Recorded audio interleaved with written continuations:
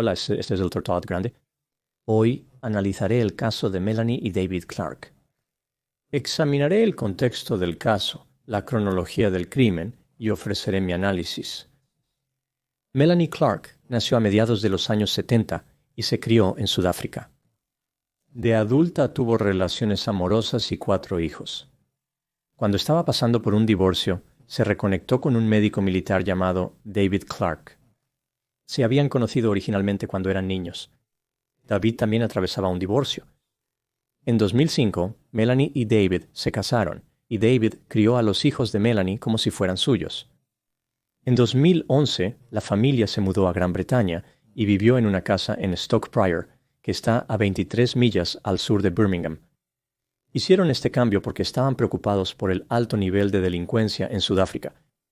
David comenzó a trabajar como agente inmobiliario, que es esencialmente lo mismo que un agente de bienes raíces en los Estados Unidos. Ahora pasamos a la cronología del crimen. El 31 de diciembre de 2017, víspera de Año Nuevo, a las 11:51 p.m., David Clark llamó a los servicios de emergencia y dijo al operador, cito, «Lo siento, he matado a mi esposa». Fin de la cita. Indicó que amaba y odiaba a su esposa. David dijo, cito, «No puedo creer que lo hice. Estoy devastado. No sé por qué lo hice». Fin de la cita. La policía llegó a la casa de la familia Clark a las 12:03 a.m. del 1 de enero, 2018. Encontraron a David en el costado de su casa en pijama. Había sangre en sus manos y en su ropa. Otro oficial subió y halló a Melanie Clark muerta en una habitación, apuñalada en el pecho. No tenía ninguna lesión defensiva. David Clark fue arrestado y acusado de asesinato. Esto es lo que halló la policía durante su investigación. Los problemas que condujeron a la muerte de Melanie se desarrollaron a lo largo de varios años. A partir de 2015, la relación romántica entre Melanie y David se volvió acrimoniosa y disfuncional. Tenían una relación inestable. Hacia finales de 2015 y a principios de 2016, David llegó a creer que Melanie estaba teniendo un affair con una mujer. En varios momentos, David se mudó de la casa familiar, pero volvió cada vez. El matrimonio empeoró más en noviembre y diciembre de 2016. David comenzó a usar sitios de citas y no hizo ningún esfuerzo por ocultárselo a Melanie. Conoció a una mujer llamada Julie y tuvieron una breve relación romántica. David tuvo este romance específicamente para hacer que Melanie sintiera celos, y su táctica tuvo éxito. Melanie y David se separaron nuevamente y él debía mudarse a mediados de diciembre de 2016. A principios de diciembre, David llamó a la policía y dijo que su esposa Melanie había amenazado con cortarlo con un cuchillo. La policía investigó, pero no vio ninguna razón para creer que David estaba diciendo la verdad. Al día siguiente, David tomó pastillas como si pudiera estar intentando autolesionarse. En respuesta, Melanie llamó a emergencias. El 14 de diciembre, David empujó a Melanie fuera de la cama, lo que le causó moretones. No se realizaron arrestos. 2 días después, Julie, la amante de David, visitó la casa de los Clark. Cuando David decidió quedarse con su esposa, Julie se dio cuenta de que él la había utilizado. A finales de diciembre de 2016, Melanie y David decidieron reconciliarse. David pasó la Navidad en la casa familiar. En abril de 2017, David se mudó de nuevo a la casa familiar a tiempo completo. Se quedó en una pequeña habitación que había sido ocupada por la hija menor de Melanie, quien regresó a Sudáfrica para vivir con su padre.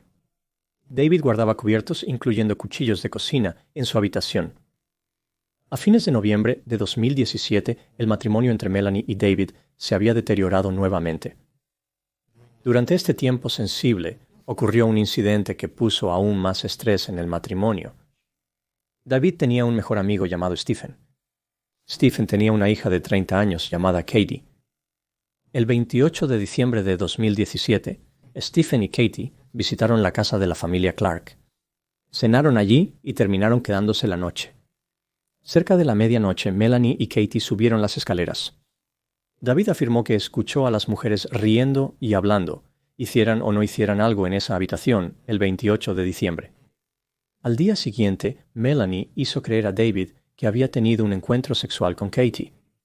Melanie se sentía culpable y avergonzada por lo ocurrido. Esto no era algo de lo que estuviera orgullosa o presumiera. Hizo que David prometiera no contarle a la familia o amigos lo que ella hizo.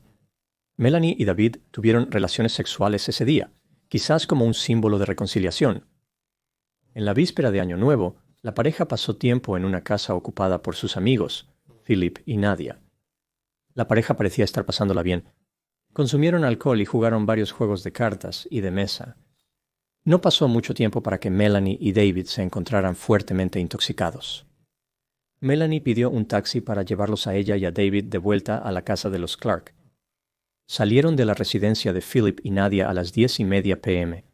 y llegaron a su casa a las 10:44 p.m. Durante la siguiente hora, Melanie y David tuvieron una discusión dramática y feroz, que tuvo lugar verbalmente y a través de una serie de mensajes de WhatsApp y de texto.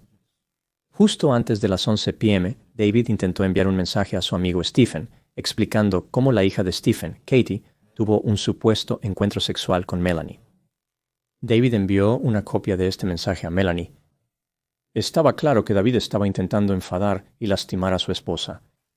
Sabía que este supuesto encuentro sexual con Katie era una fuente de vergüenza para Melanie. A las 11:12 p.m., Melanie envió un mensaje a David que decía: Katie es genial. Ella es increíble. A las 23:23, Melanie le envió un mensaje a David pidiéndole que se fuera de la casa a las 10:00, la mañana siguiente. Lo siento, no puedo resumir ni traducir este texto, ya que contiene rumores inapropiados sobre la actividad sexual de otras personas. También reenvió este mensaje a su hermana y a uno de los hijos de Melanie. David envió un mensaje a Melanie diciendo que había informado a otros, aunque él no lo sabía en ese momento porque nadie había respondido a sus mensajes. No estaba seguro si los mensajes se habían enviado. A las 11:43 p.m., Melanie envió un mensaje a David que decía, cita, «Se están riendo de ti, David, lo han estado haciendo durante los últimos 10 años, fin de la cita». Repitió su exigencia de que David abandonara la casa por la mañana y amenazó con llamar a la policía si él seguía por ahí. A las 11:48 p.m., Melanie envió varios emojis a David, burlándose de él. En algún momento durante los próximos 2 minutos, David recuperó uno de los cuchillos de cocina que tenía en el pequeño dormitorio, entró al dormitorio principal donde estaba Melanie y la apuñaló una vez en el pecho.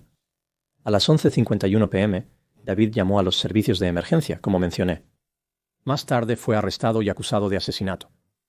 No había duda de que David mató a Melanie y no había duda de que se cometió un delito. El problema era sobre el nivel de gravedad. La corona argumentó que David perpetró un homicidio. La defensa de David argumentó que cometió homicidio por pérdida de control. David fue a juicio. El 27 de junio de 2018 fue hallado culpable de asesinato.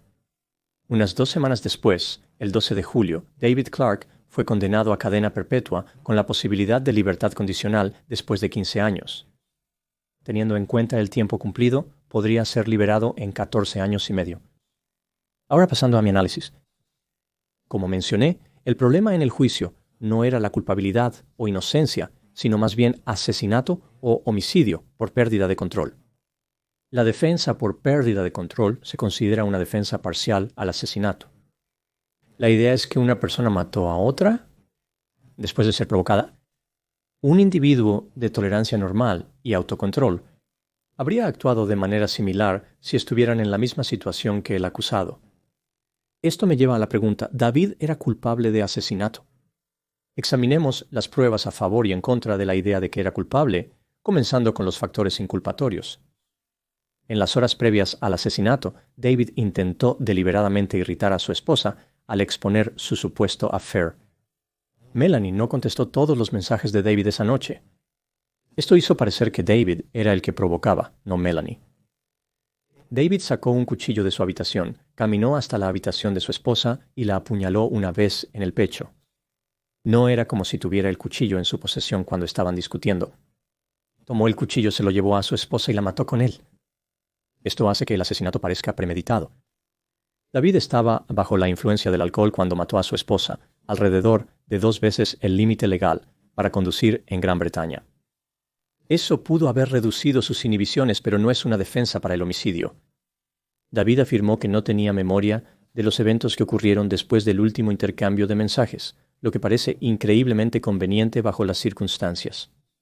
No hay duda de que durante la historia del matrimonio, Melanie se comportó mal, pero David también. David fue descrito como obsesivo, regimentado y perfeccionista. Organizó todo en su vida y quería que estuviera en el lugar correcto. Por ejemplo, ordenó sus camisas por color. Aquí hay algunos ejemplos de la supuesta mala conducta de David durante el matrimonio.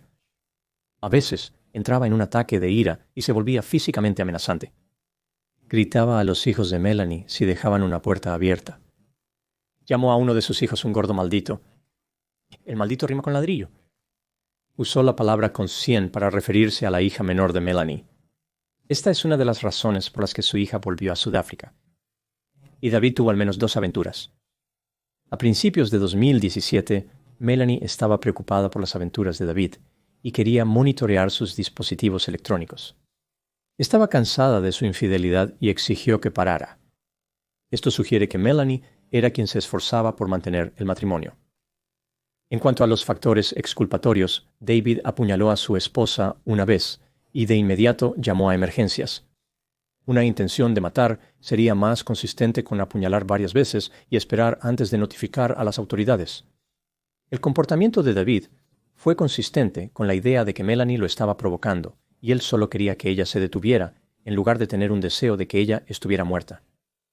3 minutos antes de que asesinaran a Melanie, ella envió emojis a David para burlarse de él.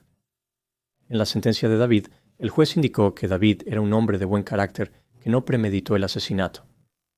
En los años antes del asesinato, el comportamiento de Melanie fue agresivo y malintencionado. Según David, ella bebía alcohol casi todas las noches. Cuando bebía, su compañía no era agradable. Melanie solía insultar a David con frecuencia. Ella lo criticaría, menospreciaría y humillaría. Según David, Melanie frecuentemente comentaba sobre sus genitales, diciendo que su miembro era de tamaño insuficiente. Esto hizo que David se sintiera inadecuado, triste y poco varonil. Melanie aprovechó la obsesión de David para agobiarlo. Ella movía sus cosas a propósito para que él no las encontrara. Por ejemplo, combinaba sus camisas de trabajo. Al considerar todas las pruebas en este caso, ¿creo que David Clark fue culpable de asesinato? Sí, creo que fue culpable más allá de toda duda razonable. Melanie podría haber provocado deliberadamente a David justo antes de morir, pero David estaba siendo al menos igual de antagonista. Buscaba provocar una gran pelea. Cuando Melanie ignoró algunos de los mensajes de David y se fue a la cama, estaba señalando su intención de desvincularse de la discusión o al menos no escalarla. David es quien escaló la situación al recuperar un cuchillo y apuñalar a Melanie hasta la muerte. ¿Qué creo que pasó en este caso? Esto es solo una teoría, mi opinión. David Clark era egocéntrico, impulsivo, enojado, antagonista, exigente, controlador, manipulador, obsesivo, perfeccionista, rígido y tenía un sentido de derecho. No toleraría que se desviaran de sus expectativas. David exigía que todo fuera a su manera. Cuando Melanie tuvo su supuesto encuentro sexual con Katie, esto sumió a David en un torbellino.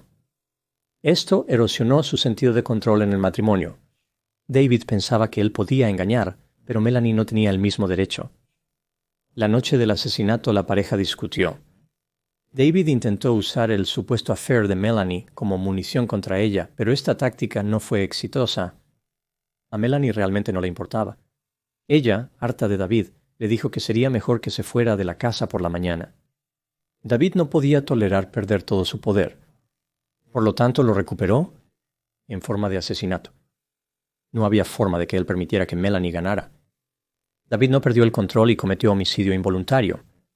Más bien, mató porque temía perder el control de su esposa. Tras su arresto, David usó la mala conducta de Melanie como justificación del asesinato.